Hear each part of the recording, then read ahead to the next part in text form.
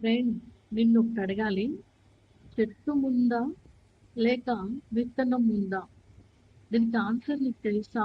ఒకవేళ తెలియకపోతే తెలుసుకునే ప్రయత్నం చేద్దామా ఇప్పుడు? ప్రపంచంలో చాలా మందికి ఈ ప్రశ్న ఉంది కదా.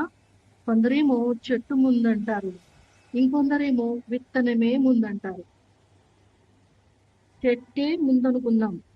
ఒక విత్తనం భూమిలో మొలచి మొక్క దశ నుండి పెరిగి చెట్టు అవుతుంది. సో విత్తనం లేకుండా చెట్టు అసాధ్యం. దీన్ని బట్టి చెట్టు ముందు కాదు. ఇప్పుడు విత్తనమే ముందనుకుందాం. చెట్టుకు పండిన పండు నుండే విత్తనాలు సేకరిస్తాం. ఇక్కడ చూస్తే చెట్టు లేకుండా విత్తనం లేదు. సో విత్తనం కూడా ముందు కాదు. దీనికి బైబిల్ ఏం చెప్తుందో తెలుసుకునే ప్రయత్నం చేద్దామా? ఆదికాండ గ్రంథము 1వ అధ్యాయము 11వ వచనము 12వ వచనము ఒకసారి చదువుదాం.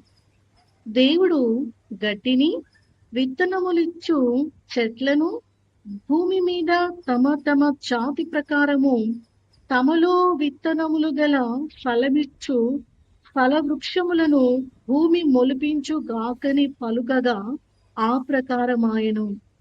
భూమి గడ్డిని తమ తమ జాతి ప్రకారము విత్తనములిచ్చు చెట్లను తమ తమ జాతి ప్రకారము తమలో విత్తనములు గల ఫల వృక్షములను మొలిపింపగా అది మంచిదని దేవుడు చూచెను. ఈ రెండు వాక్యాల్లో మనము చూసినట్లుగా చెట్టుతో గాని విత్తనంతో గాని దేవుడు మాట్లాడలేదు. మరి ఇక్కడ జరిగింది ఏంటి? భూమి మొలిపించుగాకని పలుకగా ఆ ప్రకారమాయెను. There is a communication between God and the earth. చెట్టు భూమి మీదకి రావడానికి గల కారణం మొట్టమొదట జీవము గల దేవుడు పలికిన మాట. సో చెట్టు ముందు కాదు, విత్తనం కూడా ముందు కాదు. జీవము గల దేవుడు పలికిన మాటే ముందు. దేవుడు భూమితో మాట్లాడకపోతే భూమి చెట్టును మొలిపించే అవకాశమే లేదు. దేవుడు నరులను చేసింది 6వ దినమున. ఆదికాండ గ్రంథము 1వ అధ్యాయము 26వ వచనం నుండి 31వ వచనం వరకు చూస్తే క్లియర్ గా అర్థమవుతుంది. దేవుని మాట లేకపోతే చెట్టు ఉండదు, చెట్టు లేకపోతే విత్తనము ఉండదు.